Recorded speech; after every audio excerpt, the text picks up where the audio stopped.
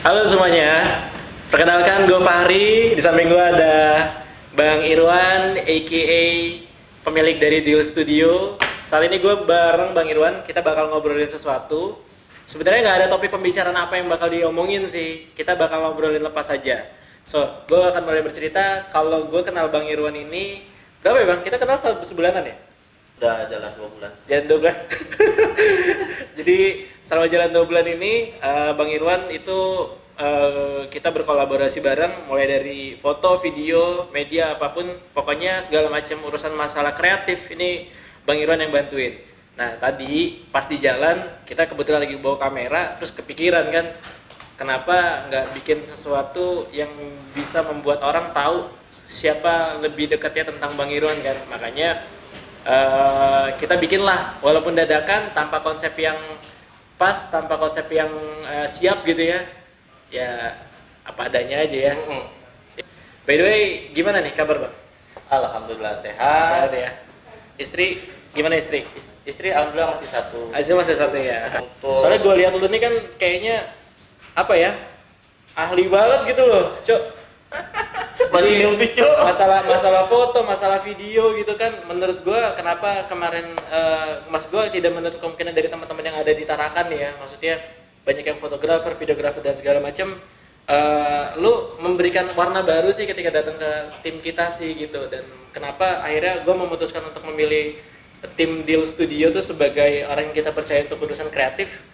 Gue ngeliat ada sesuatu yang berbeda gitu, makanya gue nanya sama lu udah berapa lama di bagian media nih? Untuk ini sih dari awal ya. Ya.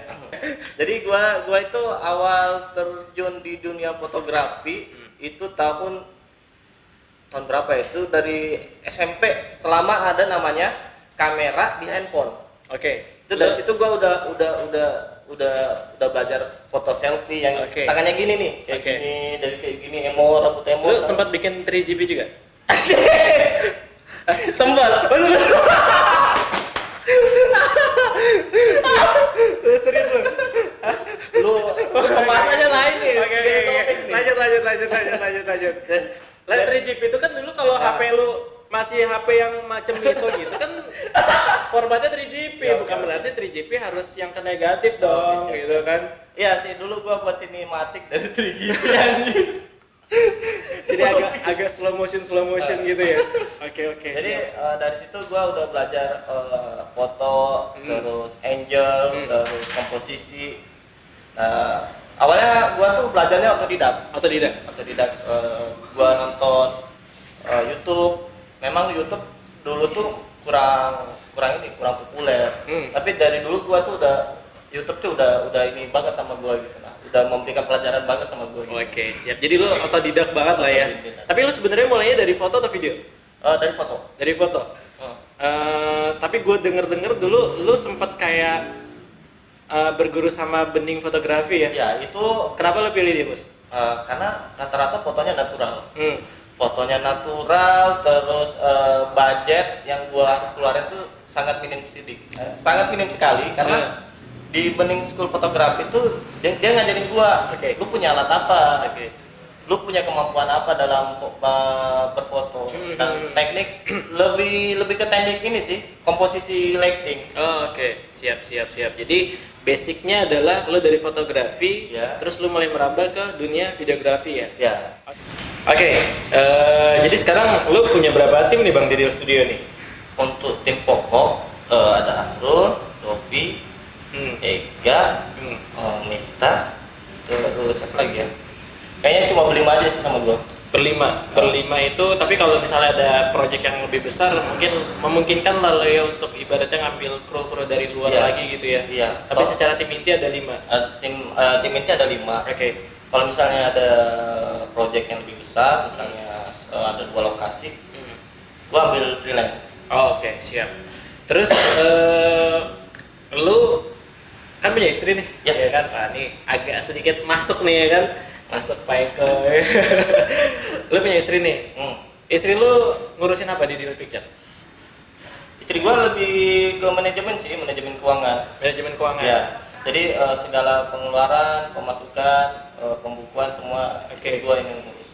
Jadi lu nggak megang uang secara langsung lah ya, pokoknya segala macam pemasukan itu lewat istri lu lah ya. Lewat istri gua. Gue pengen nanya nih bang sama lu bang, lu kan punya istri nih, Ya siap. lu usaha barengan dong Iya. gitu kan. Dan gue dengar-dengar juga lu dulu sebelum punya istri lu udah mulai usaha sendiri kan. Betul. Gimana rasanya lu ngejalanin usaha dengan punya istri dan tanpa istri gitu? Apa perbedaannya rasanya? Perbedaannya tuh terasa banget saat gua tuh udah punya istri. Karena sebelumnya waktu gua sebelum punya istri gua mulai bisnis itu nggak jelas, nggak jelas banget uangnya kemana, larinya kemana, buat perempuan yang mana satu. Oke.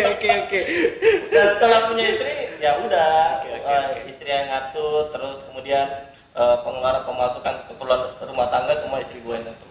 Oke, siap. Tapi kalau secara ibaratnya berpengaruh nggak ke produktivitas lo? Sebenarnya kalau untuk produktivitas memang berpengaruh. Dimana gue tuh memang harus menghargai istri gue gitu kan yang ngatur manajemen keuangan. Gue juga nggak boleh ambil uang lebih.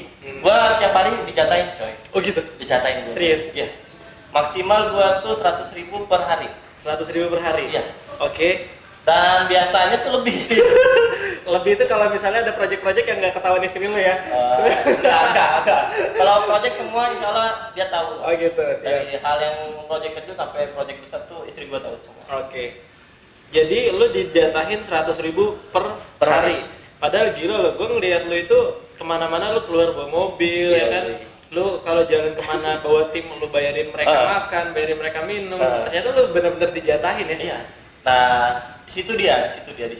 Kenapa tadi gua bilang 100.000 per hari, tapi kenyataannya lebih. Gua kan nggak setiap hari sama kru gua nih. Iya. Kadang sama yang lain gitu ya? Enggak. Siap. Maksud gua diam di kantor, gua ngerjain project yang udah gua kerjain kemarin. Jadi kalau misalnya pas keluar tuh istri gua tuh pengertian orangnya. Oke. Jadi setiap hari gua misalnya keluar sama kru gua, kru gua tuh memang ya nggak logis lah kru gua yang bayarin gua kan. Jadi ya ibarat gua sebagai pemimpin kebetulan juga ibarat rezeki gua, rezekinya mereka juga. Oke, siap. Jadi gua harus memanusiakan manusia lah. Oke. Jadi kalau misalnya ngopi apa segala macam berapa sih? Oke, siap. Untuk ini juga untuk solidaritasnya kami tuh tinggi juga sebenarnya. Siap. Jadi kalau gue sih memang memperhatikan sih, artinya lo tuh sama tim lo, gue akui sih, gue seneng dengan cara lo berkomunikasi lo ke tim. Gue seneng dengan cara lo men-treat orang satu persatu itu seperti apa. Mereka bisa jadi seseorang yang loyal sama lo gitu kan. Kadang ada orang yang ibaratnya ada di tim lo nih, tapi dia nusuk lo dari belakang gitu kan. Banyak lah yang kayak gitu kan. Baru gua rasain kemarin anjing. Banyak lah yang kayak gitu kan. Oke. Nah lu pasti udah melewati fase-fase itu kan. Nah mas gue gini, ini masalah kepercayaan nih bro, gitu kan. Gimana lu dengan orang yang sebanyak itu di tim lu bisa memberikan kepercayaan gitu ke dia. Bahkan gue sempet denger lu dia guys kalau ngambil uang tuh kadang nyuruh anggotanya kasih kartu ATM suruh ambil. Artinya mereka tahu kan pin ATM lo kan yang ini. Iya. Kalau bisa sepercaya itu gitu loh. Saya gini, karena gue pernah dulu, gue serius deh, gue dicerita ya. Gue dulu waktu gue di Jakarta ya, gue punya usaha memang melakukan hal yang sama. Jadi sebenarnya itu bukan uang gue sih, tapi uang partner gue. Nah dia percaya banget dengan salah satu karyawan gue perempuan dan dikasih kartu ATM-nya. Jadi setiap dia lagi di mobil minta tolong ambilin, kasih pinnya, ambil gitu. Nah waktu itu nggak tahu kenapa itu kartu ATM hilang bos. Serius itu hilang. Nah nggak taunya setiap beberapa kali dicek hilang kecil-kecil sih, cuma 100.000, 50.000, 150, sampai ada akhirnya di mana waktu itu kartu ATM dia saldonya hilang sampai 4 jutaan bos. Ya cuman kan kalau misalkan ketarik kayak gitu kan kelihatan tuh, bisa kedetek tuh dari BCA lah, waktu itu pakai ATM BCA. Bisa kedetek tuh, akhirnya benar ketahuan dia orangnya gitu. Nah lu gimana bisa ngasih kepercayaan yang berat loh itu bro, ngasih kartu pin ATM? Sebenarnya enggak semua kru gua kasih tahu tentang pin ATM gua. Kebetulan kan ATM gua tuh kan ada 2. Oke. Satu buat istri gua yang dimana itu memang istrinya itu transaksi project gua. Oke. Dan memang yang satunya ini ATM memang khusus gua, yang tiap hari istri gua tuh transfer lebih atau kurang itu memang istri gua. Dan gua nggak ada pakai m-banking atau SMS banking gitu. Dia taunya dia transfer itu buat jajan gua. Terus untuk orang yang tahu pin gua cuma 2 orang, Ega sama Dio. Nah, dan 2 orang ini memang dari awalnya di studio memang udah bareng sama gua gitu. Jadi sampai sekarang udah sekitar 6-7 tahun udah sama-sama gua, masa gua nggak bisa percaya sama mereka gitu. Oke. Yang jangan jauh-jauh dah. Istri gua aja baru 2 tahun gua kenal, gua nikahin. Apalagi yang udah 7 tahun kan nggak apa-apa. Oke, siap. Rokok ya? Rokok gua Pokoknya habis aja. nggak apa-apa, biar aja. Iya. Ikutan terus. Kius. Oke, siap. Oke. Lu promosi anjing. Dari kita coy. KPN bro. Iya. Tapi kalau ngopi nggak ngerokok, gua tuh kayak ibarat di satu rumah gua ngopi, ibarat tuh gitu, gua punya anak tapi istri gua lagi jalan gitu, jadi nggak nikmat. Jadi kayak harus nyatu gitu antara kopi sama rokok. Karena gua nggak ngerokok, jadi gua nggak ngerti apa yang ngomong.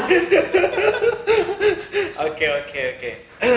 Nah, terus lu pernah nggak punya anggota gitu kan? Terus lu ditusuk dari belakang atau mungkin lu kayak ya dibawa kabur kah duit lu atau apa gitu kan? Masalah duit nih bos, Tajam ya. tajam cok, asli gitu loh. Udah beberapa kali sih, cuma ya ibarat gua tuh nggak pernah nyimpan dendam, nggak pernah nyimpan ibarat apa maksudnya sakit hati banget sama dia tuh enggak. Nah, gua anggap itu kehilapan dia aja sih. Dan semoga yang dia lakuin ke gua lah orang terakhir yang dia berbuat jahat. Semoga aja ke belakang enggak.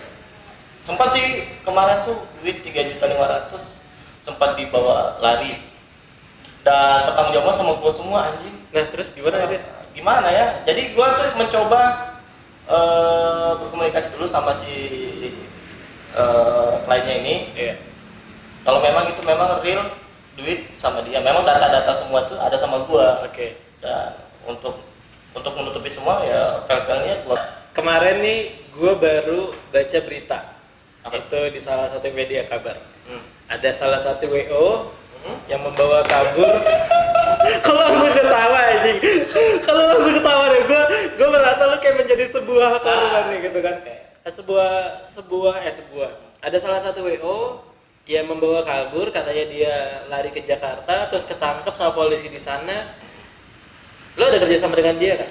Maksud gue bukan kerja sama membawa kabur duit itu gitu. Maksud gue pernah ada pegang proyekan dari dia kan? Kalau sama dia memang dulu sering banget proyekan sama dia, cuma nggak berjalan lama. Sekitar kurang lebih 2 bulan lah. Dan di akhir itu gua udah kita nggak bisa jalan bareng lagi. Problemnya sih memang ya duit. Jadi project kan ini projectnya ini datang terus nggak ada henti-hentinya gitu. Jadi untuk nominalnya gua sebutin nggak ya? Boleh, kalau lu perkiraan aja. Dari 60 sampai 80. Jadi 60 sampai 80 juta ini mandat sama gua gitu untuk project selama ya kurang lebih sebulanan lah. Awal dia mah bagus sama gua, bagus, bayar H+2 udah kelar project udah langsung dibayar gitu. Tapi selanjutnya mulai agak ini sih. Mungkin gua memaklumi juga karena ibarat project ini datang terus dan dia cuma berdua yang mengatur ini semua agenda-agenda project ini. Dan dia sekarang ya sangat disayangkan sih karena ibarat dia tuh udah namanya udah naik, udah bagus prestasinya, tapi dia rusak sendiri. Iya sih.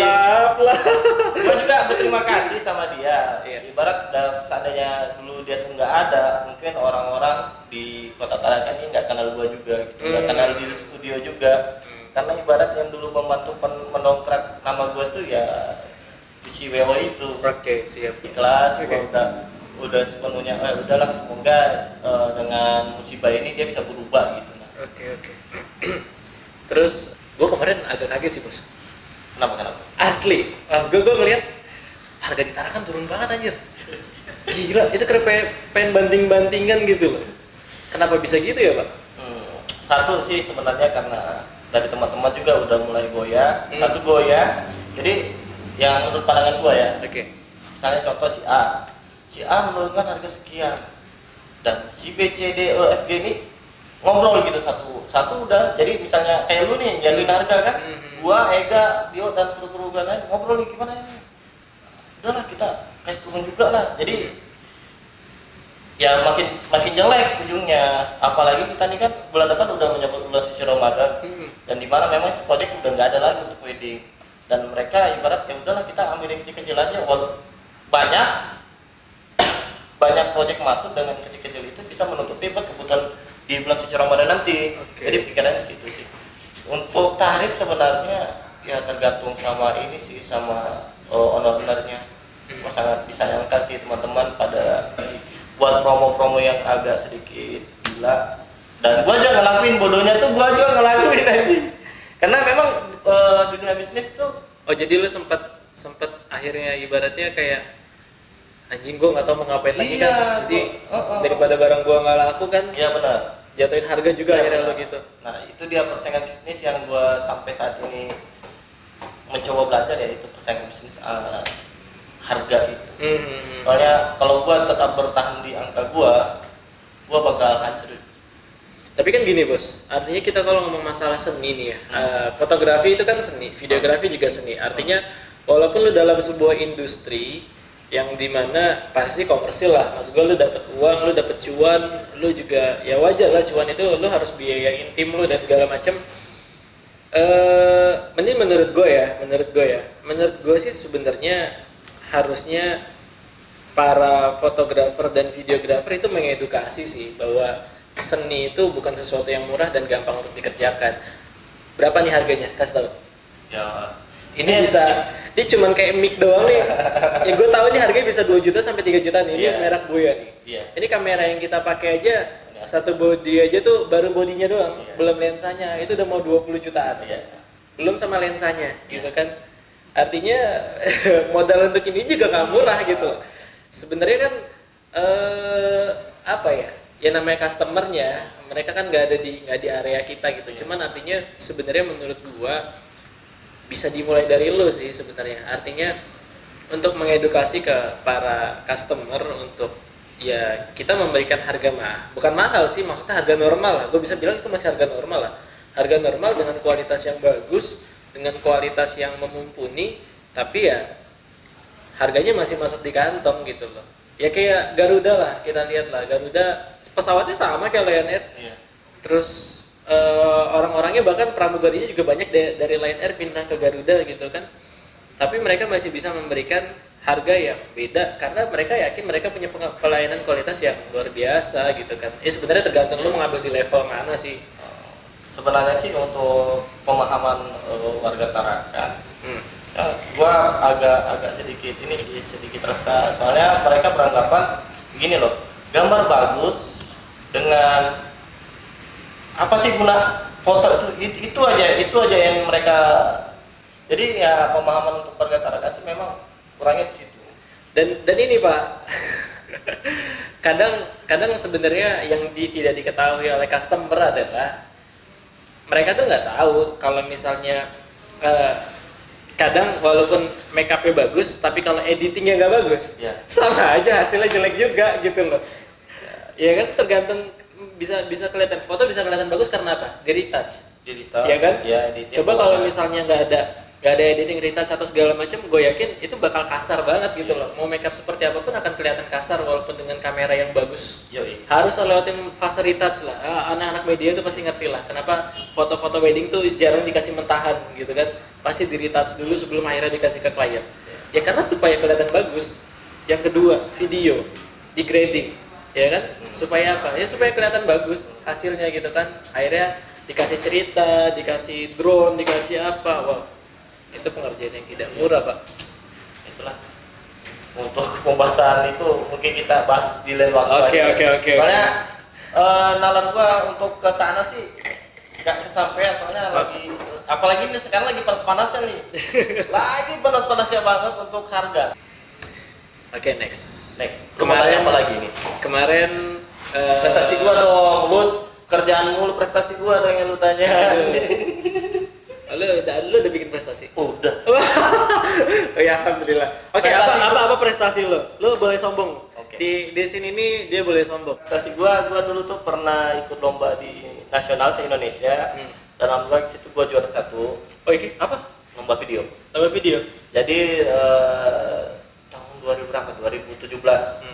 2017 gua tuh juara 1 lomba video dokumenter tentang pendistribusian penyaluran raskin untuk di seluruh Indonesia. Dan gua tuh kemarin ngambil memang Perum Bulog kan, raskin kan memang larinya ke Bulog. Dan terima kasih Bulog. Uangnya bisa dibuat beli kamera baru. Waduh. Jadi total hadiahnya lumayan gede, 10 juta gua dapat tempo hari itu. Dan gua tuh uangnya gua investasi untuk beli alat lagi. Investasi untuk beli alat lagi ya. Itu memang pengumumannya di Jakarta, gua nggak sempat ke sana, tapi duitnya yang nyusulin gua. Gitu. Yang penting kan duitnya, bro. Oke, bukan. Siap. Terus, selain itu apa lagi? Selain itu yang baru-baru kemarin. Apa tuh? Tapi gua agak kecil hati sih. Nggak berat menerima itu. Gue tahu ini apa nih. Gue tahu ini apa nih. Oke, apa? Prestasi kemarin prestasi gua itu di video lagi, lagi di video. Jadi kemarin tuh gua tuh seharusnya juara 1. Oh gitu, seharusnya lu juara 1 ya? Seharusnya gua juara 1. Tapi karena ibarat ya udahlah kita satu tim gitu ya. Kalau gua kalah lah juara 3 aja. Jadi juara 1 siapa, Pak? Yang di samping kanan gua. Bapak kameramen, jangan senyum-senyum aja. Anda juga juara 1. Mereka berdua nih kameramennya ini. Jadi Anda merasa tersaingi dengan kehadiran saya? Enggak sih. Sebenarnya sih ibarat kita kan satu tim. Kita kan satu tim di mana memang pembuatan video kemarin kita ibarat walaupun di video lu tuh kayak di video lu tuh emang blur antara otak lu sama otaknya Miftah ini membuat konsep. Memang ya gua memang mengakui kekurangan gue memang kalah di lu tuh memang karena apa sedekah lu yang dibuat-buat aja sih. Sedekah yang dibuat-buat. Bank Indonesia tuh ya? Ya. Bank Indonesia. Nah, oke, juara berapa? Juara 3 ya? Juara 3 gua di lomba video Chris. Oke. Terima kasih Bank Indonesia, berkat Anda saya bisa membeli kopi kafe ini. Bukan, yang ini. Oke. Itu kemarin terakhir ini Bank Indonesia sih ngadain Chris itu lomba Chris di mana memang dia mau menonjolkan menyadarkan warga Tarakan untuk semua warganya memakai aplikasi Chris non tunai ya. Terima kasih Bank Indonesia karena berkat hadiah kemarin. Hari ini kita buat konten tentang hadiah yang kemarin. Bukan Bank BI ya? Bukan. Kenapa? Bank BI itu Bank Indonesia. Gue lucu sama orang Tarakan gitu, ngomong bukan yang ngomongnya BI tapi Bank BI. Kayak siapa kemarin si anggota lu si Dovi itu nah. Weh, di story itu kan.